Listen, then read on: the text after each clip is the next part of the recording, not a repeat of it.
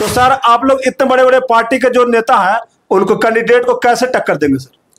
कहीं ना कहीं हमारे वोट पर ही राज कर रहे थे और वो बाहरी हैं। हमने इस क्षेत्र का नेता नहीं है, इस क्षेत्र का बेटा है। कोई टक्कर कोई मुकाबला नहीं है मेरे सामने। जीतन मांझी तो अभी गरीब गरीब गरीब गरीब गरीब लगातार कर रहे थे, गरीबों का संकल्प सभा भी किए थे। गरीब कहते हैं लेकिन अपने आप को गरीब महसूस नहीं करते हैं। आप क्या क्या बदलाव करेंगे? बचा हुआ काम को हम पूर्ण काम करेंगे, है ना। स्वास्थ्य, शिक्षा, सड़क, बेरोजगारी दूर करने का हम काम करेंगे कि 4.5 किलो कहीं कहीं मिलता है, लेकिन हम गरीबों को 5 के 5 दिलवाने का हमारा अथक प्रयास रहेगा। बिहार को बदहाली को देख के उन्होंने अपना पार्टी को बनाया, पार्टी को आगे बढ़ाना चाहते हैं, सुंदर बिहार बनाना चाहते हैं। इमामगंज विधानसभा क्षेत्र का हम नेता नहीं हैं, हम बेटा हैं। बेटा का हक व अधिकार बनता है। पहले विकल्प नहीं बन पाता था, 2 पार्टियां हुआ करता था, इसी के चलते विकल्प नहीं बन पाता था। अब तीसरा विकल्प के रूप में जनसुराज आया है। नमस्कार, आप देख रहे हैं ब्रांड बिहार। अभी मेरे साथ जो व्यक्ति बैठे हुए हैं इनका नाम है डॉक्टर जितेंद्र पासवान।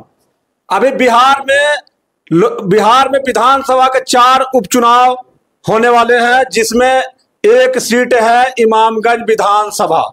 इमामगंज विधानसभा में बहुत सारे दिग्गज प्रत्याशी उतरे हुए हैं, जैसे आरजेडी के प्रत्याशी हैं, जैसे जदयू के प्रत्याशी हैं।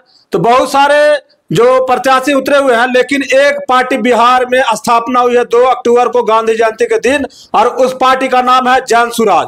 और जन सुराज का जो कैंडिडेट घोषणा हुई है, तो कैंडिडेट को जनता का राज, जो जन सुराज के जो संस्थापक हैं उनका नाम है प्रशांत किशोर जी। उन्होंने कहा कि जन सुराज में वही कैंडिडेट होंगे जो जनता उन पे राज करेगी, यानी कि नेता जो बनेंगे वो जनता पे राज नहीं करेंगे, जो जनता है वो जो विधायक बनेंगे उन पे जनता राज करेगी। और जनता का राज यानी कि जनता का जो कैंडिडेट चुने गए हैं उनका नाम है डॉक्टर जितेंद्र पासवान, जितेंद्र कुमार। ये बहुत ही लोकप्रिय है, ये बहुत कम फीस में गरीबों का इलाज करते हैं। और कोरोना जैसा महामारी में जहां बड़े बड़े डॉक्टर अपना जो भी क्लिनिक वगैरह था, हॉस्पिटल वगैरह बंद करके भाग गए थे कहीं हमको कोरोना ना हो जाए, ये कोरोना काल में काफी अच्छे काम किए और काफी इनके पास नॉलेज है, और उसी नॉलेज के हिसाब से गरीबों का मदद करते रहे। और आज जाके जनता के दिलों पे ये राज करते हैं। और जन सुराज पार्टी से इनको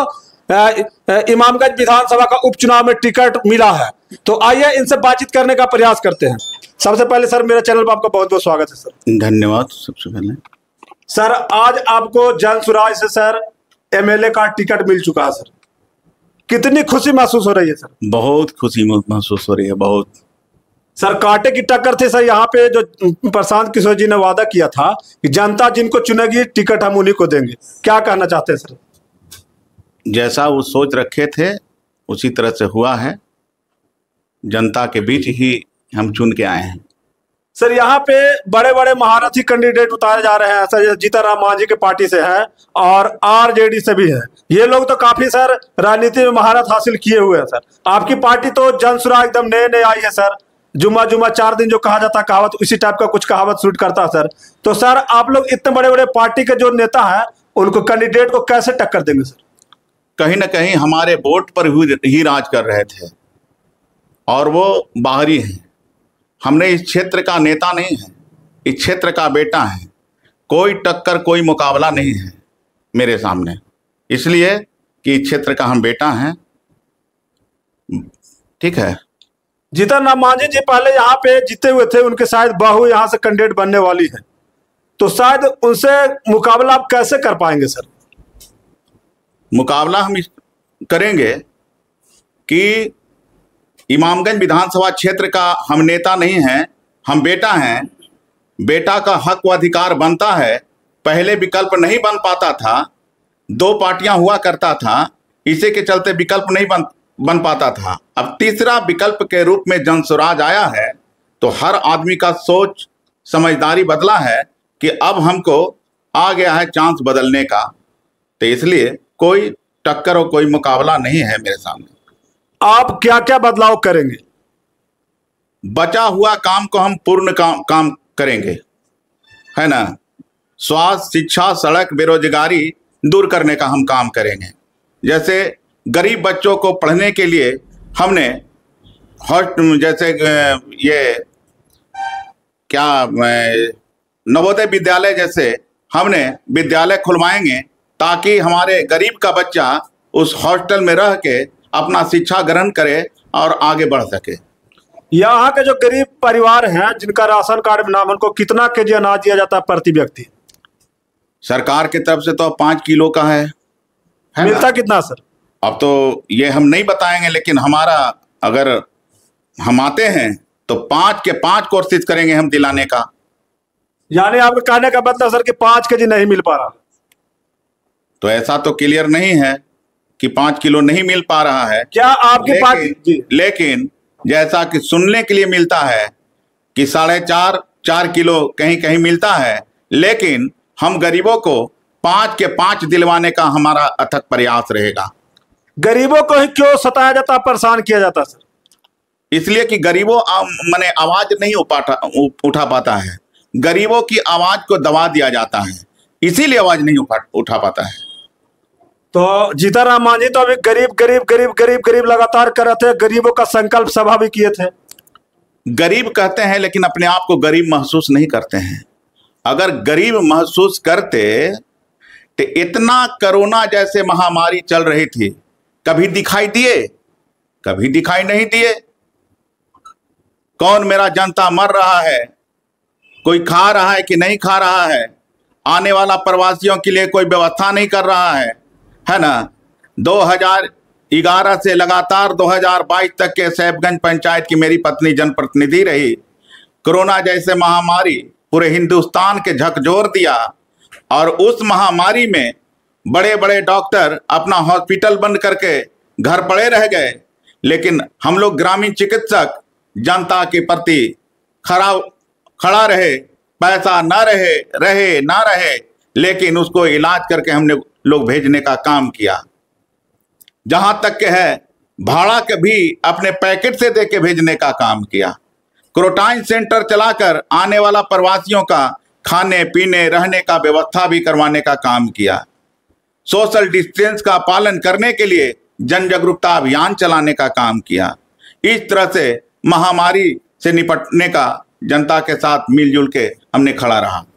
एक अंतिम सवाल सर, जो भी आपके क्षेत्र की जनता, जो भी आपके विधानसभा क्षेत्र की जनता है, जिन लोगों को आपसे लाभ मिला है वो तो आपको सपोर्ट करेंगे, सहयोग करेंगे, मदद करेंगे, आपको वोट भी करेंगे, लेकिन जो जनता को आपसे किसी भी तरह का कोई लाभ, कोई सहयोग, कोई मदद नहीं मिला है, वो लोग आपके ऊपर कैसे भरोसा करें?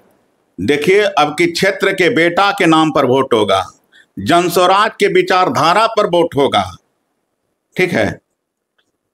तो क्या सर, जो आपकी जनता है, टोटल जो उपचुनाव हो रहा है 7 महीने का वक्त है इनके पास, तो क्या जनता आपके ऊपर भरोसा करे और जो आरजेडी और जो मांझी का हम पार्टी के जो उम्मीदवार हैं उनको छोड़ करके आपको वोट देने का काम करे? एकदम काम करेंगे। प्रशांत किशोर जी जन स्वराज पार्टी का स्थापना आखिर क्यों किया, क्या मकसद है उनका? प्रशांत किशोर जी का पार्टी का स्थापना करने का जो रीजन हुआ, बिहार को बदहाली को देख के उन्होंने अपना पार्टी को बनाया। पार्टी को आगे बढ़ाना चाहते हैं, सुंदर बिहार बनाना चाहते हैं, और बिहार नहीं बल्कि हिंदुस्तान में उनका नाम चल रहा है। हिंदुस्तान मैंने स्वच्छ बनाने का उन्होंने संकल्प लिया है। जितने भी बड़े बड़े नेता हैं सर, चाहे वो जीते हुए नेता रहे या हारे हुए नेता रहे, जैसे ही अपने कुर्सी पे बैठ जाते, जब उनको पद मिल जाता है, वो जनता को बेवकूफ बनाते हैं, धोखा देते हैं। आप पे कैसे भरोसा करें? क्या आप वो सब काम नहीं करेंगे? जनता से हमने वादा किया है कि आपके बीच क्षेत्र का नेता बन के हम नहीं आए हैं, क्षेत्र का बेटा बन के आए हैं। बेटा की तरह रहेंगे, बेटा की तरह हम कार्य करेंगे। चलिए, हमारे साथ जन स्वराज पार्टी के विधानसभा लोग जो उपचुनाव हो रहे हैं, तो उनके कैंडिडेट हैं डॉक्टर जितेंद्र पासवान जी। तो इनसे अभी मैं बातचीत कर रहा था और इनका कहना है कि हम क्षेत्र का नेता नहीं बनने जा रहा, क्षेत्र का बेटा है। और जितने भी आप लोग जो वोटर है, जनता है, आप लोग सब मेरे मतलब परिवार हैं और परिवार के बेटे को सहयोग करने का, मदद करने का प्रयास करें। और जब ये आपका बेटा नेता बन के आपके सामने आएगा तो ये नेता नहीं रहेगा, उस समय भी आपका बेटा बेटा रहेगा। आप लोग इस वीडियो को ज्यादा शेयर कीजिएगा। सर, आपका जो उपचुनाव है सर, तो क्या उसके आपका जो नॉमिनेशन होने वाली है, तो क्या उसके डेट आपने फाइनल कर लिए, कब करेंगे? अभी मिल के हमने डेट का फाइनल करेंगे, अभी फाइनल हुआ नहीं है। अंतिम में अपने जनता से क्या बात कहना चाहते हैं सर? हम तो यही कहना चाहेंगे कि भाई भारी से भारी मत से हमें विजय बनाए, जनता से ही अपील करेंगे। ठीक है सर, बहुत बहुत धन्यवाद सर। Thank you. आप लोग इस वीडियो को ज्यादा शेयर कीजिए। बहुत बहुत धन्यवाद। जय हिंद।